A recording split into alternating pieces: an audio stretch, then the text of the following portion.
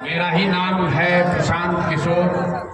आप में से कुछ लोग मेरे बारे में जानते होंगे, कुछ लोगों ने मैं जो प्रयास कर रहा हूँ उसके बारे में सुना होगा, सोशल मीडिया पर देखा होगा। हम कोई नेता नहीं हैं, हमारे पास कोई दल भी नहीं है और ये पूरा अभियान वोट मांगने का अभियान भी नहीं है। हम आपको नौकरी और समृद्धि भी नहीं दे सकते।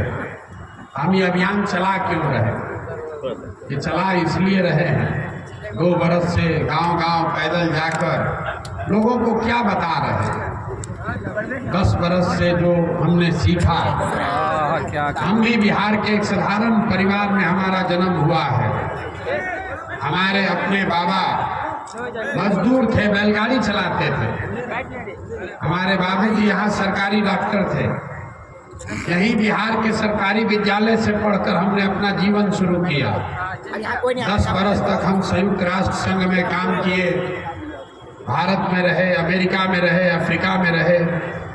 फिर 2011 में देश में लौटे तो जो काम हमने 2021 तक किया है उसको लोग बताते हैं चुनावी रणनीतिकार, चुनाव प्रबंधक। लोगों का ऐसा मानना है कि हम जिसको सलाह दे दें, जिसकी मदद कर दें, जिसका हाथ पकड़ ले वही चुनाव जीत जाएगा। उस काम को हमने 10 बरस किया, लेकिन 2021 में हमने उस काम को छोड़ दिया। अब आप कहिएगा भैया जिस काम को करके इतना नाम, पैसा, शोहरत कमाए हैं वो छोड़कर बिहार में गली गली पैदल क्यों घूम रहे हैं? काम को इसलिए छोड़े कि 10 बरस बड़े बड़े दल और नेताओं को जिताकर देखा। नेता और दल के जीतने से जनता का जीवन नहीं बदलता। ये आपको हमको लगता है हमारा नेता जीत गया, हमारा दल वाला जीत गया, हमारा झंडा वाला, हमारा जात वाला जीत गया। आप रोज दिन में देखते हैं जो जीत गया वो जीत के हेलीकॉप्टर पर गया और आप और आपका बच्चा जहां था वहीं रह गया। हमें ये अनुभव हुआ कि अगर भगवान ने, ऊपर वाले ने मुझे कोई शक्ति बुद्धि दी है, मैं जिसको सलाह दूं वो जीत कर राजा बन सकता है। तो नेता और दल को तो बहुत जिता लिए, एक बार चल के बिहार की जनता का हाथ पकड़ते हैं, गांव-गांव में लोगों को सलाह देते हैं ताकि आप भी अपनी जिंदगी बदलिए और आपके बच्चों का भी जीवन बदले। इसलिए ये अभियान शुरू किए। 2 तारीख को 2 अक्टूबर को 2 बरस होगा। अभी हम आपके यहाँ पैदल चल के नहीं आए हैं, हम तो अभी गाड़ी से आए हैं। पैदल हम मधेपुरा में चल रहे हैं। हम एक जिले में 1.5, 2 महीना रहते हैं। 18 महीना हो गया, 15 जिला ही गए। आपके यहाँ आने में अभी 3 महीना और लगेगा। लेकिन बहुत सारे जो साथी जन स्वराज से जुड़े हुए हैं, सोशल मीडिया पर देख लिए, उनकी ऐसी मांग है कि भैया आइए तो एक बार आपसे परिचय करने आए हैं। जब अगली बार आएंगे पैदल चलकर तो आपके जिले में 15 दिन 20 दिन रहेंगे, आपके गांव पंचायत में आएंगे, आपकी समस्या को समझेंगे और हर पंचायत के अगले 10 वर्ष के विकास की योजना भी बनाएंगे। अभी तो सिर्फ परिचय का ही सत्र है। कर क्या रहे? पूरे बिहार में जो नेता आता है कहता है लालू जी खराब कर दिए, लालू जी आते हैं कहते हैं भाजपा वाला खराब कर दिया। दोनों आया, कोई नीतीश को गाली दे रहा है, कोई कांग्रेस को गाली दे रहा है। हम बिल्कुल उल्टा बात बता रहे हैं।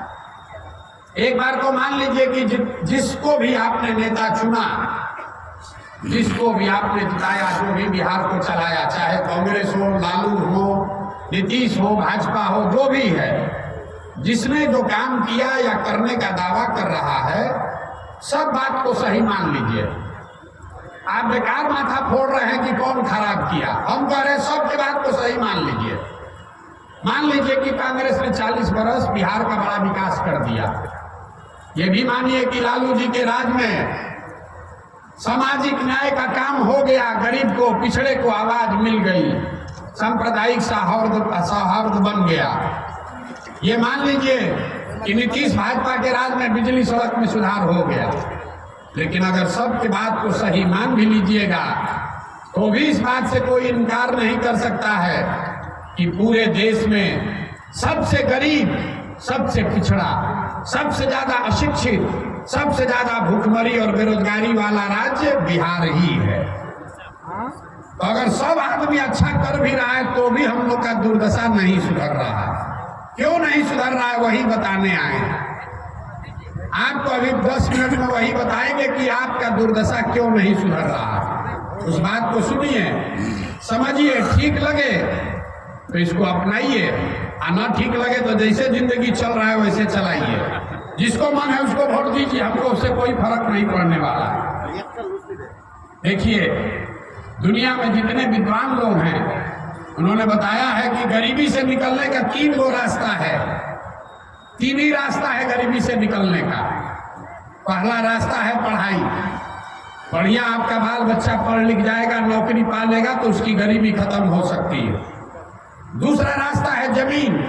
अगर आप पढ़े लिखे नहीं हैं, आपके पास जमीन हो तो खेती किसानी करके भी आपका जीवन सुधर सकता है। और तीसरा रास्ता है पैसा, पूंजी। अगर आप पढ़े लिखे नहीं हैं, जमीन भी नहीं है, आपके पास पैसा पूंजी हो तो कोई ना कोई रोजी रोजगार, दुकान व्यापार करके भी आप अपना जीवन चला सकते हैं। बिहार को अगर आप ध्यान से देखिएगा, अपने सीमांचल को, ठाकुरगंज को ध्यान से देखिए, आपको पता चलेगा कि यहाँ रहने वाले 2/3 से ज्यादा लोग, 100 में 75 से ज्यादा लोग, उसके पास ये तीनों में तीनों चीज नहीं है। जो यहाँ गरीब है उसके पास, उसके बच्चों के पास पढ़ने का सुविधा ही नहीं है। आप में से कुछ पैसे वाले लोग हैं, अपने बच्चे को प्राइवेट स्कूल में पढ़ा रहे हैं, कोचिंग ट्यूशन दिलवा रहे हैं, आपके बच्चे को भी नौकरी नहीं मिल रहा। वो क्यों? वो इसलिए यहाँ स्कूल में, सरकारी विद्यालय में खिचड़ी बंट रहा है और कॉलेज में डिग्री बंट रही है। पढ़ाई दोनों में कहीं नहीं हो रहा। तो जब आपका बच्चा पढ़ेगा ही नहीं, जब आपका बच्चा पढ़ेगा ही नहीं तो लालू जीत जाए कि मोदी जीत जाए, आपके अनपढ़ बच्चे को कोई डॉक्टर, इंजीनियर, कलेक्टर नहीं बना सकता है। तो बिहार में रहने वाले ज्यादातर लोगों के पास अपने बच्चों को पढ़ाने की सुविधा नहीं है। मान लीजिए पढ़ाई नहीं है, जमीन से क्या आपका जीवन क्यों नहीं सुधरा? यही खेती करके हरियाणा, पंजाब में लोग इतना पैसा कमा लिए कि पूरा बिहार जाकर पंजाब में, हरियाणा में मजदूरी कर रहा।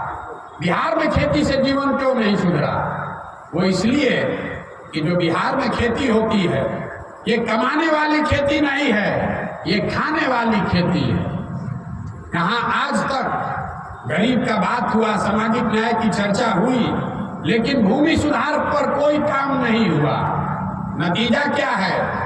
बिहार में रहने वाले 100 में 60 लोगों के पास, याद रखिए आंकड़ा, 100 में 60 लोगों के पास एक धूर जमीन है ही नहीं। देश में 100 में 38 लोगों के पास जमीन नहीं है। बिहार में 100 में 60 आदमी के पास जमीन है ही नहीं, तो खेती करेगा कैसे? जो बच गया 40 आदमी जिसके पास जमीन है खेती करने के लिए, उस 40 में 35 आदमी के पास 2 बीघा से कम खेत है। यहाँ जितने लोग आप बैठे हैं, कोई उंगली पर गिना चुना 4, 5, 10 आदमी होगा जिसके पास 2 बीघा से ज्यादा जमीन है। 40 में 35, 2 बीघा से कम खेती करने वाला। तो जो यहाँ खेती है, खेती करके आपका नून तेल खाने का, कपड़ा का जुगाड़ हो जाएगा। लेकिन खेती करने वाले लोग अगर बिजनेस व्यापार नहीं करते हैं, उनके घर में कोई नौकरी नहीं करता है, तो उसको पता है अगर घर में बेटी का ब्याह लग जाए, कोई बीमार पड़ जाए तो 1-2 कट्ठा जमीन बेचे बगैर उपाय नहीं है। आपके बच्चों के पास पढ़ने का सुविधा है नहीं, खेती का से कमाने का रास्ता है नहीं, तो एक और रास्ता बचा, पूंजी का, पैसे का। आपके पास अगर पैसा होता, कुछ नहीं करते, कोई 4 गो गाय भैंस पाल के दूध बेचने लगते, कोई पोल्ट्री फार्म खोल लेता, कोई दुकान खोल लेता। वो क्यों नहीं कर पाए? उसके लिए तो सरकार का कोई जरूरत नहीं है। वो इसलिए कि बिहार में रहने वाले 100 में 80 आदमी, याद रखिए, 100 में 80 आदमी दिन में 100 रुपया नहीं कमाता। 100 में 80 आदमी दिन में 100 रुपया नहीं कमाता है। कुछ लोग तुरंत खड़ा होकर कहेगा भैया मजदूरी है 300 रुपया, तो 100 रुपया कैसे नहीं कमा रहा? वो इसलिए कि घर में एक आदमी मजदूरी कर रहा है, उसका बाल बच्चा लेके 5 आदमी है, एक आदमी पर कितना रुपया हुआ? अगर 300 रुपया भी कमाया तो एक आदमी पर 60 रुपया हुआ। वो भी 30 दिन उसको मजदूरी नहीं है, 15 दिन मजदूरी है, तो एक आदमी को हुआ 30 रुपया। इस महंगाई के जमाने में अगर आप 100 रुपया भी नहीं कमाते हैं तो खाइएगा क्या, बचाइएगा क्या, और रोजी रोजगार के लिए पैसा पूंजी कहाँ से लाइएगा? यही कारण है कि जिसको वोट आप देते हैं दे दीजिए। सरकार चाहे सड़क बना दे कि बिजली ला दे, 5 किलो अनाज बांट दे कि सिलेंडर दे दे, शौचालय बना दे कि घर दे दे, आपका गरीबी नहीं खत्म हो सकता। इसीलिए तो नहीं हुआ। सरकार तो रोड बनवाइए दिया, बिजली तो आ गई, 5 किलो अनाज 1 किलो चोरी करके 4 किलो मिलिए रहा, शौचालय कुछ बन गया, लेकिन गरीबी नहीं खत्म हुई। गरीबी तब खत्म होगी जब आपके बच्चों के पढ़ने का उपाय हो, जब आपके खेती से आपको कमाई हो, और घर घर युवाओं को, महिलाओं को, बच्चों को रोजी रोजगार करने के लिए सरकार पैसा दे, कर्ज दे सस्ते ब्याज पर, ताकि हर आदमी कुछ न कुछ रोजी रोजगार कर सके। अभी आपको 5 मिनट में ये बताएंगे कि ये होगा कैसे, ये होगा कैसे, ये बताने के लिए ये अभियान शुरू किए हैं। इसको समझ लीजिए और उसके बाद जिसको वोट देना है दे दीजिए। जो रास्ता बताएंगे वैसे दीजिएगा तो आपके बच्चों को पढ़ाई रोजगार होगा ही होगा। अब रास्ता बताएं उससे पहले आपको आईना दिखाना जरूरी है। हर आदमी बिहार में अपने को चलाके समझता है, यहाँ लोगों को और कुछ हो चाहे नहीं, राजनीति खूब बुझाता है। तो जितना लोग यहाँ आप आए हैं जरा सोच के एक सवाल का जवाब देंगे हाथ उठाकर। अब यहाँ सवाल पूछने दीजिए, आपके ठाकुरगंज में, आपके गांव पंचायत में और कुछ हो या ना हो, सभी के बच्चों के पढ़ने के लिए अच्छी व्यवस्था होनी चाहिए कि नहीं होनी चाहिए? उठाकर बोलिए, हाथ उठाना है सब, जोर से बोलिए, होना चाहिए कि नहीं होना चाहिए? देखिए कितना आदमी चालाक है, सबको समझ है पढ़ाई का व्यवस्था होना चाहिए। अब अभी अपना दुर्दशा देखिएगा, सब आदमी जरा अपने अपने बच्चों का चेहरा याद कर लीजिए, छोड़िए थोड़ा पानी पड़ने दीजिए, क्या फर्क पड़ेगा? आपके बच्चे इसी पानी में जाकर कहीं मजदूरी कर रहे हैं। सब आदमी जरा अपने अपने बच्चों का चेहरा याद कर लीजिए और ईमानदारी से बताइए कि यहाँ बैठा हुआ कौन आदमी है जिसने जीवन में एक बार भी अपने बच्चों के पढ़ाई के लिए वोट दिया? जो दिया हो तो बताओ भाई। यही कारण है आपकी बर्बादी का, यही कारण है बर्बादी का। पानी ज्यादा हो गया, पानी इधर भी जाइए सब।